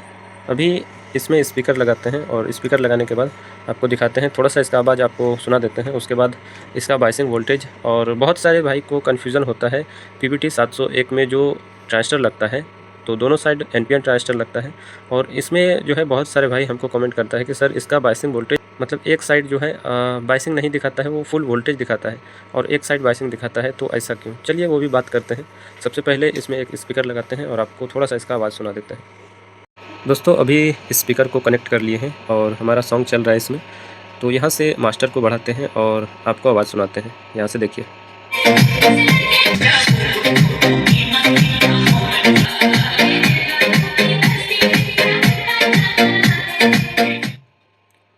तो दोस्तों मैं ज़्यादा आवाज़ आपको नहीं सुना सकता क्योंकि कॉपीराइट का प्रॉब्लम होता है, तो मैं दिखा दिया दोस्तों कि अभी इसका जो भी काम था व्यू मीटर का और यहाँ पर इस बोर्ड का, तो काम कंप्लीट हो चुका है। अभी दोस्तों सेट को करते हैं बंद और आपको दिखाते हैं इसका A to Z वोल्टेज और आपको समझाते हैं दोस्तों ये कैसे काम करता है। तो दोस्तों यहाँ पर हम इस सिस्टम के बारे में समझाने के लिए इसका ड्राइवर बोर्ड भी बाहर कर लिए हैं ताकि आप लोगों को अच्छी तरीके से बता सकें और समझा सकें। देखिए दोस्तों, सबसे जो मेन फॉल्ट आता है एम्पलीफायर में वो आता है दोस्तों सॉफ्टिंग का। आप लोगों को भी पता है, अगर आप लोग काम करते हैं रिपेयरिंग का तो आप लोगों को पता होगा कि सबसे ज़्यादा जो प्रॉब्लम आता है दोस्तों सॉर्टिंग का प्रॉब्लम आता है किसी भी एम्पलीफायर में। हाँ, कुछ प्रॉब्लम ऐसा होता है जो कि एम्पलीफायर में साउंड की समस्या या कोई और समस्या हो सकता है, लेकिन ज़्यादातर सॉर्टिंग का समस्या आता है। तो देखिए दोस्तों, कोई भी एम्पलीफायर में अगर सॉर्टिंग का समस्या आता है, ऐसा नहीं है कि मैं इसी एम्पलीफायर के बारे में बोल रहा हूँ, लेकिन इस एम्पलीफायर में जो वोल्टेज बनता है वो मैं अभी आपको टेस्ट करवा के दिखाता हूँ। देखिए, किसी भी एम्पलीफायर में अगर सॉर्टिंग की समस्या आता है तो सॉर्टिंग को कंफर्म करने के लिए ना तो कोई ज़्यादा कहीं पर छेड़छाड़ करना है, ना तो कहीं पर ज़्यादा कोई वायर इधर से उधर करना है। देखिए दोस्तों, सॉर्टिंग को कंफर्म करने के लिए सबसे जो अच्छा तरीका है वो ये है। देखिए दोस्तों, मैं आपको बता दूं कि सॉर्ट जो होता है वो कौन कौन सा पार्ट्स हो सकता है। तो सबसे ज़्यादा जो सॉर्टिंग होता है दोस्तों ट्रांजिस्टर होता है। जो मान के चलिए एम्पलीफायर आपका फुल शॉर्ट दिखा रहा है तो 99% दोस्तों कोई ट्रांजिस्टर शॉर्ट हो सकता है। उसके बाद जो अगर कोई पार्ट से शॉर्ट होता है तो वो होता है दोस्तों आपका रेक्टिफायर। यहाँ पे जो रेक्टिफायर लगा हुआ है तो इसमें यहाँ पर 2 पीस लगा हुआ है। तो दोस्तों ये भी अगर शॉर्ट हो जाए आपका तो एम्पलीफायर आपका शॉर्टिंग दिखाएगा। उसके अलावा कई बार जो है कैपेसिटर भी शॉर्ट हो जाता है। तो देखिए, ज़्यादातर PVT 701 एम्पलीफायर में जो बड़े कैपेसिटर लगता है तो ये बहुत ख़राब काम होता है। मैं देखा हूँ दोस्तों कि एम्पलीफायर बहुत ज़्यादा पुराना हो जाता है फिर भी ये कैपेसिटर ख़राब नहीं होता है, क्योंकि इस एम्पलीफायर में PVT 701 एम्पलीफायर में जो कैपेसिटर लगाता है कंपनी, ये बहुत बड़ा लगाता है और ये बहुत जल्द जो है ख़राब नहीं होता है, मतलब ना के बराबर ख़राब होता है। तो दूसरे एम्पलीफायर में अगर छोटा कैपेसिटर लगा है तो वो शॉर्ट हो सकता है। तो मैं आपको बता दिया दोस्तों कि डायोड, कैपेसिटर और ट्रांजिस्टर, यही 2-3 मुख्य पार्ट्स हैं एम्पलीफायर के अंदर जो कि सबसे ज़्यादा शॉर्ट होता है। उसके अलावा यहाँ पर जो ड्राइवर बोर्ड है इसका, देखिए दोस्तों, इस ड्राइवर बोर्ड में भी ट्रांजिस्टर लगा होता है जो कि इस टाइप का ट्रांजिस्टर बहुत ज़्यादा ख़राब होता है। और इनमें से सबसे ज़्यादा जो ख़राब होता है ये जो लास्ट वाला 2 ट्रांजिस्टर है ये बहुत ज़्यादा ख़राब होता है। किसी भी प्रकार का अगर ट्रांजिस्टर में शॉर्टिंग आया, जैसे कि चैनल के ट्रांजिस्टर में किसी भी प्रकार का कोई दिक्कत आया, शॉर्टिंग आया, तो सबसे पहले यही दो में से कोई ट्रांजिस्टर ख़राब होगा। देखिए दोस्तों, अगर इस साइड का ट्रांजिस्टर में कोई प्रॉब्लम आता है तो यहाँ पे एक नेगेटिव साइड का होता है और एक पॉजिटिव साइड का होता है। तो यहाँ से पता कर सकते हैं। देखिए दोस्तों, ये पॉजिटिव साइड का है और ये नेगेटिव साइड का है। तो जिस साइड प्रॉब्लम आएगा चैनल में, उसी साइड का ये ट्रांजिस्टर यहाँ से शॉर्ट हो जाएगा। तो ये भी बहुत बड़ा जो है प्रॉब्लम करता है शॉर्टिंग के मामले में, तो इसको भी चेक करना चाहिए। लेकिन देखिए, फाइनल कैसे पता करेंगे कि कौन सा हमारा कंपोनेंट शॉर्ट है और कौन सा पार्ट्स हमारा सही है। देखिए दोस्तों, शॉर्टिंग कंडीशन में सबसे पहले जो भी चैनल लगा हो तो उसके चैनल पे प्लस माइनस का वायर होता है जो फिल्टर कैपेसिटर से जाता है चैनल पे। तो सबसे पहले वहाँ से प्लस और माइनस के वायर को हटा कर देखें, बारी बारी से हटा कर देख सकते हैं। लेकिन दोस्तों, आपका एम्पलीफायर सीरीज में लगना चाहिए। सीरीज में लगाने के बाद ही ये सब काम करेंगे, नहीं तो अगर कोई भी वायर हटाएंगे डायरेक्ट लगाकर तो और भी ज़्यादा ख़राब हो सकता है सिस्टम। देखिए चैनल का जो है मेन वायर कैपेसिटर से जो जाता है चैनल पे, सबसे पहले उसको हटाकर देखिए। अगर आपका शॉर्टिंग चला जाता है तो आप ये मान सकते हैं कि आपका रेक्टिफायर और कैपेसिटर बिल्कुल ही ओके है, आपके चैनल में फॉल्ट है। चैनल का वायर हटाने के बाद भी शॉर्टिंग नहीं जाता है तो रेक्टिफायर को ज़रूर चेक करें, रेक्टिफायर भी ख़राब होता है। इसके अलावा दोस्तों कई बार हम देखे हैं कि ट्रांसफार्मर भी ख़राब हो जाता है, ट्रांसफार्मर में भी शॉर्टिंग हो जाता है। सब कुछ ओके रहने के बाद भी ट्रांसफार्मर शॉर्टिंग दिखाता है। तो इसको यहाँ से जब खोलेंगे, रेक्टिफायर का कनेक्शन खोलेंगे ट्रांसफार्मर से और जब सप्लाई देंगे तो आपको कन्फर्म हो जाएगा कि ट्रांसफार्मर हमारा ओके है या फिर ख़राब है। तो ट्रांसफार्मर दोस्तों बहुत कम ख़राब होता है, लेकिन होता है। उसके अलावा देखिए मैं आपको बता दूं कि कुछ भाई का कमेंट था कि सर इसका जो बायसिंग वोल्टेज होता है वो मतलब एक साइड फुल दिखाता है, एक साइड ठीक दिखाता है, ऐसा क्यों? तो दोस्तों मैं आपको बता दूं कि कोई सा भी एम्पलीफायर जो कि एनपीएन प्लस एनपीएन से बना हो, कोई सा भी एम्पलीफायर जैसे कि डबल सप्लाई हो उसमें और एनपीएन प्लस एनपीएन ट्रांजिस्टर से बना हो, तो जो ट्रांजिस्टर नेगेटिव साइड होगा उसके बेस पे फुल वोल्टेज दिखाएगा, नेगेटिव वोल्टेज। ये दोस्तों टेक्नोलॉजी है इसका, जो भी कंपनी बनाता है या जो भी बनाता है तो इसी आधार पर वो काम करता है कि बेस पे आपको नेगेटिव वोल्टेज फुल दिखाएगा। अगर ग्राउंड के साथ चेक करेंगे बेस पे तो नेगेटिव वोल्टेज फुल दिखाएगा। वो काम कब करता है दोस्तों? जब हमारा एम्पलीफायर चलता है तब जो है वो उसको बेस बायसिंग मिलता है, उसी पॉइंट से, नेगेटिव पॉइंट से ही मिलता है। तो इस तरह से काम करता है। कभी भी आप नेगेटिव साइड चेक करेंगे, जैसे कि इधर जो लगा हुआ है ये माइनस साइड का है, तो यहाँ पे दोस्तों अगर बेस पर चेक करेंगे तो फुल वोल्टेज दिखाएगा नेगेटिव। तो अभी हम आपको चेक करवा के दिखाते हैं। उसके अलावा यहाँ पर पॉजिटिव साइड आपको बेस बायसिंग मिलेगा। जी हाँ दोस्तों, यहाँ पे आपको 0.3 से लेकर 0.5 तक मिल सकता है इसके बेस पर सप्लाई, मतलब बायसिंग वोल्टेज। उसके अलावा दोस्तों मैं आपको बता दूँ इस ड्राइवर बोर्ड में, देखिए सबसे पहले मैं आपको बता दूँ कि अगर इन दोनों बोर्ड पे किसी भी कंडीशन में अगर इन दोनों बोर्ड पर सप्लाई नहीं आता है तो दोस्तों यहाँ पर चेक करना है। देखिए ये जो ट्रांजिस्टर लगा हुआ है यहाँ पर देख लेते हैं कितने नंबर का है। तो दोस्तों ये हमारे हिसाब से 6292 है। तो देखिए दोस्तों, अगर इन दोनों बोर्ड पे सप्लाई नहीं जाता है तो इस ट्रांजिस्टर को चेक करें। इसी ट्रांजिस्टर से इन दोनों बोर्ड पे सप्लाई जाता है, 20 वोल्ट से लेकर 26 या 28 वोल्ट तक जाता है यहाँ से। इसके अलावा दोस्तों कभी भी अगर एम्पलीफायर में साउंड की प्रॉब्लम आए, मतलब कि आवाज़ ख़राब हो और आपका बेस ट्रेबल बोर्ड भी ओके हो और आपका मतलब आपका सिग्नल भी ओके हो, और दोस्तों अगर आवाज़ ख़राब आए तो यहाँ पे देखिए मैं आपको दिखा देता हूँ। यहाँ पे दोस्तों 2 ट्रांजिस्टर लगा होता है, ये 2 ट्रांजिस्टर लगा होता है।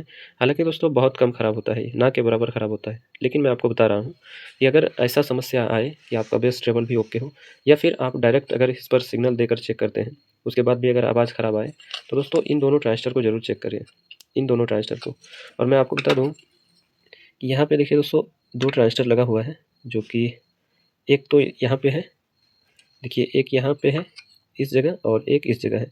तो दोस्तों इन दोनों ट्रांजिस्टर के एमीटर पॉइंट पे आपको 0.5 से लेकर 0.7 वोल्ट तक मिलना चाहिए किसी भी कंडीशन में। अगर यहाँ पर इतना वोल्टेज मिलता है तो आपका सेट ओके माना जाएगा, मतलब इनपुट स्टेज आपका ओके माना जाएगा। उसके अलावा दोस्तों इन दोनों ट्रांजिस्टर के बेस पॉइंट पे, जैसे कि इधर से देखेंगे तो इसका बेस ये है और इधर से देखेंगे तो इसका बेस ये है। तो दोस्तों इन दोनों ट्रांजिस्टर के बेस पे कितना वोल्टेज मिलना चाहिए, चलिए मैं आपको इसका वोल्टेज चेक करके दिखाता हूँ, क्योंकि बोलने से ज़्यादा बेहतर है कि मैं आपको करके दिखाऊँ और दिखाने से आप लोग को समझ में आ जाएगा कि कहाँ पर कितना वोल्टेज होना चाहिए। चलिए दोस्तों कैमरे को सेट करते हैं और आपको दिखाते हैं इसका वोल्टेज। ये दोस्तों मैं आपको दिखाता हूँ इसका वोल्टेज टेस्टिंग, कहाँ पर कितना वोल्टेज होना चाहिए। देखिए दोस्तों सबसे पहले मल्टीमीटर लिए हैं और इसको 200 वोल्ट डीसी के रेंज में सेट कर दिया है। देखिए दोस्तों अगर आपका एम्पलीफायर अच्छी कंडीशन में रहेगा तो सबसे पहले इस कैपेसिटर पर वोल्टेज देखते हैं और आपको भी दिखाते हैं।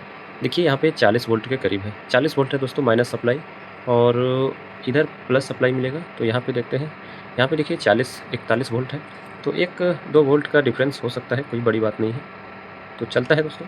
देखिए यहाँ पर अभी 40 का सप्लाई है जो कि डीसी है। उसके बाद दोस्तों यही सप्लाई मैं आपको बता देता हूँ कि यहाँ पर इधर की ओर ये सेक्शन जो लगा हुआ है, इधर आपको माइनस सप्लाई मिलेगा और इधर की ओर प्लस सप्लाई मिलेगा। मतलब इधर जो ट्रांजिस्टर लगा है इधर प्लस सप्लाई चलता है और इधर माइनस सप्लाई चलता है। तो सबसे पहले मैं दोस्तों आपको दिखाता हूँ कि इधर की जो ट्रांजिस्टर लगा हुआ है इसके एमीटर पॉइंट पे आपको सप्लाई देखने को मिलेगा। तो एमीटर पॉइंट पे दोस्तों एक रेजिस्टेंस लगा होता है सभी ट्रांजिस्टर के एमीटर पॉइंट पे। यहाँ पर देख सकते हैं, इस पर अगर रखेंगे हम तो आप देख सकते हैं यहाँ पर 40 वोल्ट माइनस सप्लाई दिखा रहा है। और दोस्तों मैं आपको बता दूं कि दोनों साइड एनपीएन ट्रांजिस्टर लगा हुआ है, लेकिन इस साइड का जो ट्रांजिस्टर है इसके कलेक्टर पे सप्लाई जाता है प्लस सप्लाई, और इधर जो लगा हुआ है इधर जो सप्लाई जाता है दोस्तों, इधर एमीटर पे सप्लाई जाता है, इधर कलेक्टर पे प्लस सप्लाई मिलेगा आपको और इधर एमीटर पॉइंट पे आपको माइनस सप्लाई मिलेगा। तो यहाँ पर मैं आपको दिखा दिया कि इसके एमीटर पॉइंट पे जो रेजिस्टेंस लगा है, इसके पॉइंट पर आपको फुल वोल्टेज मिलेगा। जो सप्लाई मेन सप्लाई आपका कैपेसिटर पे रहेगा, वही सप्लाई आपको इसके एमीटर पॉइंट पे मिलेगा। इसके साथ दोस्तों इसका जो बेस पॉइंट है, मैं आपको दिखाता हूँ, इसके बेस पॉइंट पे भी फुल वोल्टेज देखने को मिलेगा। यहाँ पे देखिए दोस्तों 39 वोल्ट के करीब है, मतलब 40 वोल्ट ही मान के चलिए, थोड़ा सा 1 वोल्ट कम है। तो दोस्तों इसी पॉइंट के बारे में बहुत सारे भाई को कन्फ्यूज़न होता है कि इसके बेस पॉइंट पर इतना वोल्टेज क्यों मिलता है। तो दोस्तों मैं आपको बता दूं कि इसका डिज़ाइनिंग इसी तरीके से होता है, जो कि दोनों साइड एनपीएन ट्रांजिस्टर लगा होता है, लेकिन इसमें डबल सप्लाई चलता है। डबल सप्लाई होने के बावजूद भी दोनों साइड एनपीएन ट्रांजिस्टर लगा होता है। तो इसका डिज़ाइनिंग पे दोस्तों इस तरह का वोल्टेज बनता है, जो कि इसके बेस पे आपको फुल वोल्टेज देखने को मिलेगा।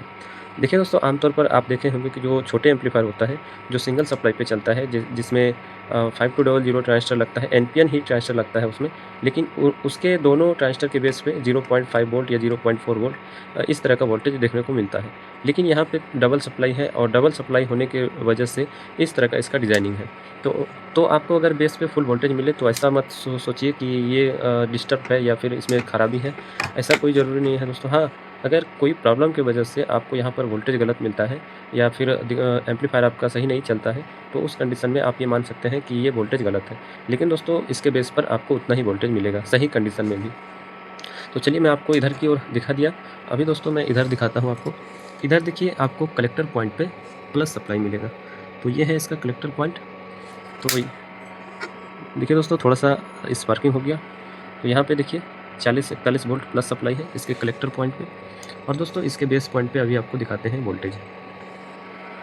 तो मल्टीमीटर को 20 वोल्ट के रेंज में सेट करते हैं और अभी मैं आपको दिखाता हूँ।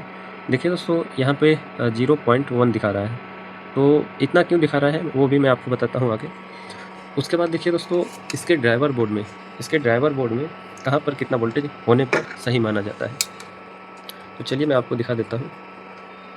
देखिए दोस्तों सबसे पहले इसके कलेक्टर पे जो लास्ट ट्रांजिस्टर है, इन दोनों के कलेक्टर पे आपको फुल सप्लाई देखने को मिलेगा। तो देखिए यहाँ पर मैं सबसे पहले चेक करता हूँ। यहाँ पे दोस्तों प्लस सप्लाई है, देखिए 40 वोल्ट है और इधर की ओर माइनस सप्लाई होगा, जो कि आप देख सकते हैं यहाँ पे भी 40 वोल्ट के करीब है। तो इन दोनों ट्रांजिस्टर के कलेक्टर पॉइंट पे आपको फुल वोल्टेज देखने को मिलेगा। और दोस्तों इन दोनों ट्रांजिस्टर के बेस पॉइंट पर देखते हैं कितना वोल्टेज है, मैं आपको दिखाता हूँ। आप देख सकते हैं 0 पॉइंट इसको करते हैं 20 वोल्ट के रेंज में सेट, उसके बाद प्रॉपर समझ में आएगा। यहाँ पे देखिए 0.64 इसके बेस पर है और इसके बेस पर देखते हैं। तो यहाँ पर देखिए दोस्तों इसमें 0.73। तो ये वोल्टेज दोस्तों थोड़ा सा डिफरेंस है। तो ये डिफरेंस को कैसे सही कर सकते हैं वो भी मैं आपको बताता हूँ। देखिए दोस्तों दोनों ट्रांजिस्टर के बेस पे बराबर वोल्टेज होना चाहिए। अगर ये वोल्टेज डिस्टर्ब होता है, जैसे कि अभी इधर ज़्यादा है इधर कम है, जैसे कि दोस्तों इधर अभी ज़्यादा वाइसिंग वोल्टेज इसका दिखा रहा है और इधर कम दिखा रहा है, इसके बेस पर, मैं इसके बेस की बात कर रहा हूँ। इसके बेस पर इधर 0.73 है और इधर 0.63 है। तो इसमें 1% का डिफरेंस है। देखिए दोस्तों अगर ये वोल्टेज आपका अनबैलेंस रहेगा, किसी साइड ज़्यादा रहेगा और किसी साइड कम रहेगा, तो जो साइड का वोल्टेज ज़्यादा रहेगा उस साइड का दोस्तों ट्रांजिस्टर आपका हीट करेगा और जो साइड का वोल्टेज कम रहेगा उस साइड का ट्रांजिस्टर आपका ठंडा चलेगा। तो ऐसा नहीं होना चाहिए। अगर इस तरह का होता है तो जिस साइड का ट्रांजिस्टर आपका हीट करेगा वो उस साइड का ट्रांजिस्टर जल्दी ख़राब हो सकता है और आपका एम्पलीफायर अनलोड में चलेगा। मतलब दोनों साइड बराबर लोड होना चाहिए और बराबर लोड करने के लिए दोस्तों इसका बायसिंग बराबर होना ज़रूरी है, तभी आपको एम्पलीफायर का परफॉर्मेंस अच्छा मिलेगा और एम्पलीफायर लॉन्ग टाइम तक चलेगा। तो चलिए मैं आपको यहाँ का वोल्टेज दिखा दिया, इन दोनों ट्रांजिस्टर का वोल्टेज दिखा दिया। अभी दोस्तों मैं आपको दिखाता हूँ इधर का वोल्टेज। देखिए इन दोनों ट्रांजिस्टर का वोल्टेज दिखाता हूँ। तो इसके कलेक्टर पर देखते हैं। देखिए दोस्तों 0.75 है इसके कलेक्टर पे और यहाँ पे देखते हैं, यहाँ पे देखिए 0.68। तो यहाँ का वोल्टेज दोस्तों लगभग ठीक है। ये 0.7 और 0.68, तो ये इतना सा डिफरेंस चलता है दोस्तों, क्योंकि ट्रांजिस्टर का भी कुछ HFE वैल्यू 19-20 होने पर ये वोल्टेज आपका 1-2% कम या ज़्यादा दिखा सकता है। लेकिन यहाँ का वोल्टेज जो मैं आपको दिखाया, ये वोल्टेज बराबर करना ज़रूरी है। और इसको दोस्तों बराबर कैसे करते हैं, चलिए उस पर भी बात करते हैं। सबसे पहले मैं एक वोल्टेज और आपको दिखाता हूँ। देखिए दोस्तों मैं आपको बताया था पहले कि यहाँ पर 2 ट्रांजिस्टर लगा होता है, जिसके एमीटर पॉइंट पे 0.6 से लेकर 0.8 वोल्ट तक सप्लाई मिल सकता है। तो चलिए इसको उल्टा करते हैं। तो यहाँ पे हम उल्टा कर लिए हैं। अभी देखिए दोस्तों, इन दोनों ट्रांजिस्टर का एमीटर पॉइंट इधर है, तो यहाँ पे हम देखते हैं। देखिए दोस्तों 0.68, तो 0.7 के करीब है और इतना ही वोल्टेज होना चाहिए इन दोनों ट्रांजिस्टर के पॉइंट एमीटर पॉइंट पे। तो दोस्तों ये ट्रांजिस्टर इनपुट स्टेज में लगा होता है और इसके एमीटर पर अगर इतना वोल्टेज मिलता है आपको, तो आप ये 100% मान सकते हैं कि आपका इनपुट स्टेज बिल्कुल ही ओके है।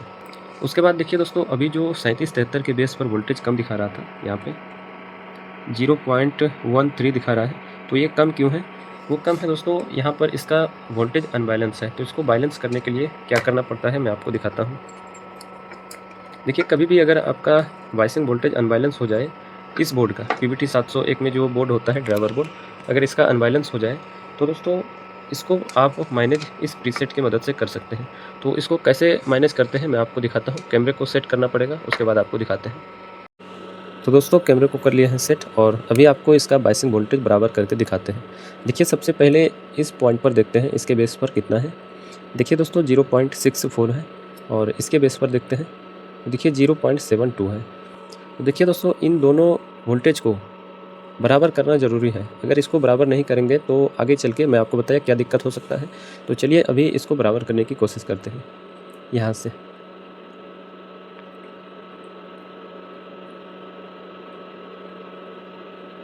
अभी देखिए 0.66 हो गया।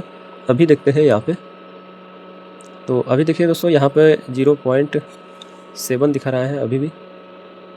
तो अभी थोड़ा सा और इधर बढ़ाते हैं, 0.67 हो गया। अभी यहाँ पे देखते हैं, तो देखिए दोस्तों यहाँ पे 0.69 है। थोड़ा सा और बढ़ाते हैं और दोनों वोल्टेज को बराबर करना है। अभी चेक करते हैं, अभी भी थोड़ा सा कम है।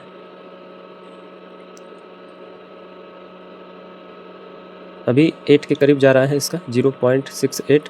अभी यहाँ पे देखते हैं, तो आप देख सकते हैं दोस्तों कि इसका बायसिंग बराबर हो चुका है।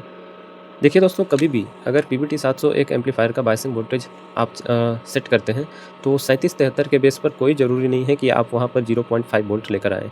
दोस्तों इन दोनों पॉइंट पर अगर आपको 0.6 से लेकर 0.8 के बीच मिल जाता है इन दोनों ट्रांजिस्टर के बेस पॉइंट पर, तो आपका 100% ओके हो जाएगा सिस्टम और 100% आपका जो है सिस्टम लंबा समय तक चलेगा। इस बात का गारंटी है हमारा, क्योंकि दोस्तों हम बिना अनुभव और बिना प्रैक्टिकल और बिना कोई ठोस सबूत के आपको ये बात नहीं बताते हैं, क्योंकि हम काम करते हैं तो हमको पता है। देखिए दोस्तों, अभी दोनों साइड जो है बराबर हो चुका है, 0.67 और 8 तक जा रहा है 0.67। तो आप देख लिया दोस्तों कि यहाँ से इस प्रीसेट की मदद से इन दोनों का वोल्टेज मैनेज किया जा सकता है। और यही वजह है दोस्तों कि अगर आपका एम्पलीफायर बार बार ख़राब होता है तो बायसिंग वोल्टेज अनबैलेंस होने की वजह से आप देखे होंगे दोस्तों कि बहुत ज़्यादा शिकायत आता है कि एक साइड का ट्रांजिस्टर बार बार ख़राब होता है, एक साइड का ट्रांजिस्टर कभी भी ख़राब नहीं होता है। तो उसका रीज़न यही है दोस्तों कि अगर आपके पास कोई सेट आता है जो कि किसी साइड का ट्रांजिस्टर ख़राब हो जाता है, तो आप लोग क्या करते हैं कि उस ट्रांजिस्टर को रिप्लेस कर देते हैं, उस ट्रांजिस्टर को रिप्लेस कर देते हैं और सेट अगर बच जाता है तो उसको दे देते हैं। लेकिन दोस्तों अगर आपका बायसिंग वोल्टेज ख़राब रहेगा तो फिर से जो आप ट्रांजिस्टर लगाते हैं वो फिर से ख़राब होगा और उसी साइड का ख़राब होगा जिस साइड आप लगाए हैं। जो ट्रांजिस्टर आप लगाए हैं वो ख़राब ना हो, दूसरा हो जाए, लेकिन होगा। तो इस बात को ध्यान रखना चाहिए एम्पलीफायर रिपेयरिंग करते समय, बनाते समय, कि अगर किसी साइड का ट्रांजिस्टर बार बार ख़राब हो रहा है तो यहाँ ज़रूर चेक करें, इन दोनों ट्रांजिस्टर के बेस पर वोल्टेज ज़रूर चेक करें कि इन दोनों ट्रांजिस्टर के बेस पर वोल्टेज बराबर है या नहीं।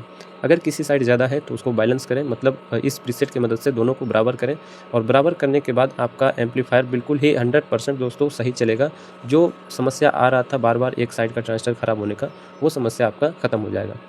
तो दोस्तों मैं आपको बता दिया कि ड्राइवर बोर्ड का जो मेन वोल्टेज है इस पर ध्यान देना है, क्योंकि मेन वोल्टेज होता है दोस्तों बायसिंग। अगर बायसिंग वोल्टेज आपका डिस्टर्ब रहेगा, ख़राब रहेगा, तो चाहे एम्पलीफायर कोई सा भी हो वो बहुत जल्दी ख़राब होगा। तो आगे से दोस्तों अगर आप लोग एम्पलीफायर रिपेयरिंग करेंगे तो इन बातों को ध्यान में रख के रिपेयरिंग करेंगे। ट्रांजिस्टर रिप्लेस करने के बाद और एम्पलीफायर ओके होने के बाद एक बार यहाँ का वोल्टेज ज़रूर चेक कर लें।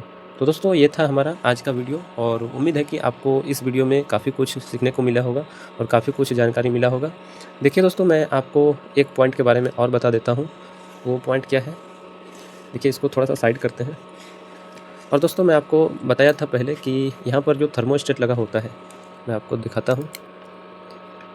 ये जो थर्मोस्टेट लगा होता है तो ये काम कैसे करता है, चलिए दोस्तों मैं इस पर अभी आपको प्रैक्टिकल करके दिखाता हूँ और मैं आपको दिखाता हूँ ये किस तरह से काम करता है। जब आपका एम्पलीफायर ज़्यादा गर्म हो जाए, ओवर हीट हो जाए, तो ये किस तरह से काम करता है और एम्पलीफायर का साउंड किस तरह से बंद करता है, और एम्पलीफायर ठंडा होने के बाद फिर से ये कैसे ऑन कर देता है एम्पलीफायर को।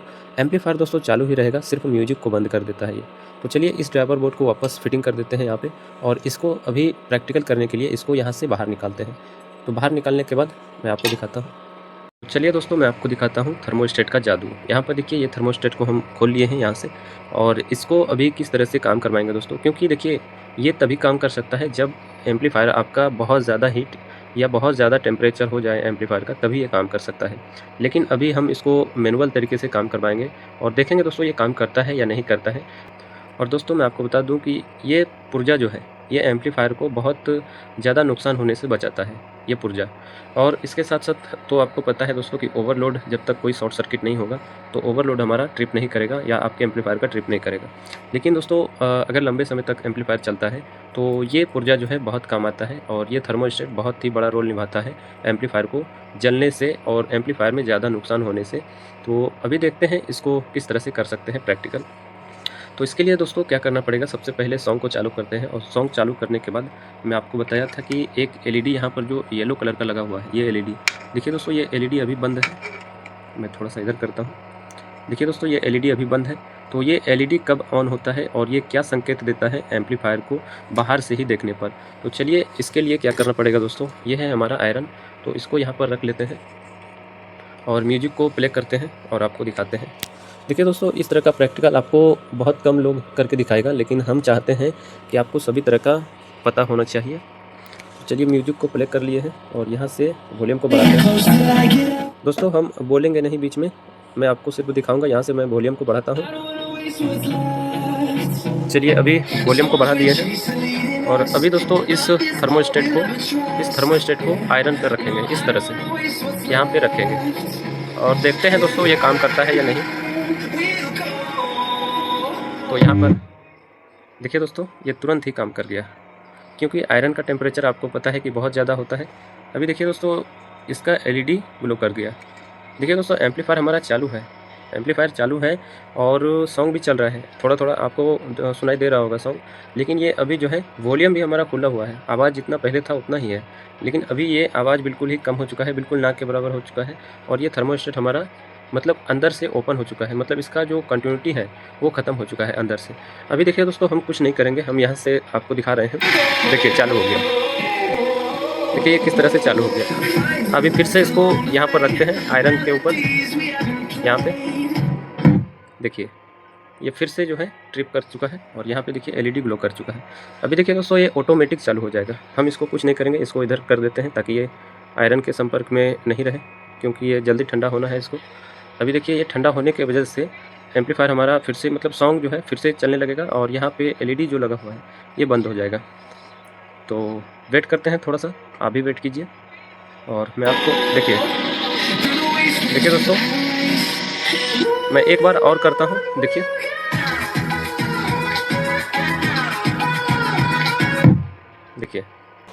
देखिए दोस्तों मैं आपको बता दूं कि अभी जो हम इसको आयरन पे रखें तो तुरंत ये ट्रिप कर गया, मतलब कुछ ही सेकंड में ट्रिप कर गया। तो ऐसा नहीं होता है कि एम्पलीफायर में यहाँ पर हीट सिंक पे अगर लगा रहेगा तो तुरंत ही ट्रिप कर जाएगा, मतलब ऐसा नहीं होता दोस्तों, क्योंकि आपको पता है कि आयरन का टेम्परेचर बहुत ज़्यादा होता है और इसको आयरन पे रखने पर बहुत जल्दी ये गर्म हो जाता है, इस वजह से ये ट्रिप कर जाता है। तो दोस्तों आप लोग समझ सकते हैं, उतना तो हम डिटेल में नहीं समझा सकते हैं, लेकिन जहाँ तक कोशिश था हमारा, हम आपको समझाने की कोशिश किए कि ये किस तरह से काम करता है। इसके साथ मैं बता दूं दोस्तों कि अगर ये पुर्जा आपका, अगर ये थर्मोस्टेट आपका ख़राब हो जाए तो उस कंडीशन में आपका एम्पलीफायर में सॉन्ग नहीं चलेगा, किसी भी कंडीशन में नहीं। अगर ये अंदर से ओपन हो जाता है तो आपका सिस्टम काम नहीं करेगा, और इस तरह का अगर प्रॉब्लम आता है तो आप इसको ज़रूर चेक करें।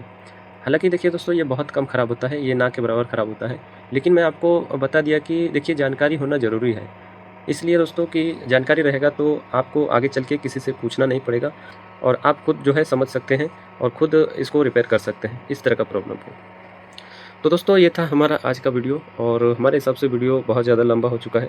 देखिए दोस्तों फॉल्ट बहुत छोटा था, फॉल्ट ज़्यादा नहीं था, हालांकि इस बोर्ड में थोड़ा सा फॉल्ट ज़्यादा ही निकला, लेकिन हमारे हिसाब से फॉल्ट ये भी कम है। लेकिन दोस्तों ये वीडियो जो इतना लंबा हुआ तो मैं आपको बताया कि देखिए रिपेयर करने के साथ साथ मैं आपको कुछ ना कुछ जानकारी देने की कोशिश करता हूँ, ताकि आप लोग भी सीख सकें और आप लोगों को भी एम्पलीफायर के बारे में कुछ मालूम हो, ताकि आप लोग कहीं पर भी किसी से पूछने की ज़रूरत ना हो आगे चल के। तो दोस्तों ये था हमारा आज का वीडियो। उम्मीद है कि आप लोगों को पसंद आया होगा। और दोस्तों आप लोग अच्छे-अच्छे कमेंट करते हैं तो हमको काफ़ी अच्छा लगता है। इसी तरीके से आप अपना प्यार बनाए रखें। तो अभी दोस्तों मैं आपको जो सबसे जनरल एम्पलीफायर होता है उसके बारे में समझाता हूँ और बताता हूँ।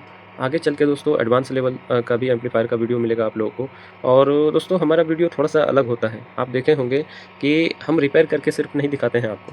हम रिपेयरिंग के साथ-साथ आपको बताते हैं कि कहाँ पर क्या समस्या होने पर क्या दिक्कत हो सकता है और कहाँ पर कितना वोल्टेज होना चाहिए। तो आगे चल के जो भी वीडियो आएगा दोस्तों बड़े एम्पलीफायर का, पावर एम्पलीफायर का, तो उसमें भी आपको स्टेप बाय स्टेप बताएँगे और जानकारी देने की कोशिश करेंगे, ना कि सिर्फ रिपेयरिंग करके दिखाएँगे। तो वीडियो देखने के लिए दोस्तों आपका बहुत-बहुत धन्यवाद। हमको पता है कि आप अपना कीमती समय देकर हमारे वीडियो को देखते हैं और कुछ सीखते हैं। और दोस्तों मैं आपको बता दूँ कि एक भाई कमेंट किया था हमको कि सर इसका जो ओवरलोड लगा होता है, ये जो ओवरलोड लगा होता है, इसके अंदर एक रेजिस्टेंस और एक डायोड होता है। तो उन्होंने पूछा था कि इसमें जो डायोड लगता है, उसका क्या काम होता है और वो क्या काम करता है? तो दोस्तों मैं आपको बता दूं कि इसके अंदर जो डायोड लगता है, मैं आपको दिखाने की कोशिश करता हूं, अगर दिख जाए तो अच्छी बात है। देखिए यहाँ पे एक रेजिस्टेंस लगा हुआ है और शायद इधर डायोड होगा। तो दोस्तों डायोड शायद, हाँ यहाँ पर दिख रहा है, आपको थोड़ा सा दिख रहा होगा। तो देखिए दोस्तों मैं आपको बता दूं कि डायोड इसलिए लगाया जाता है ताकि यहाँ पर जो एलईडी लगा है इसके अंदर ये जो एलईडी लगा हुआ है ओवरलोड का, ये एलईडी दोस्तों ख़राब ना हो। क्योंकि आपको पता है कि एसी सप्लाई में अगर डायरेक्ट एलईडी को लगा देंगे रेजिस्टेंस के थ्रू, तो एसी सप्लाई का डायरेक्शन दोस्तों चेंज होता रहता है, कभी उल्टा कभी सीधा।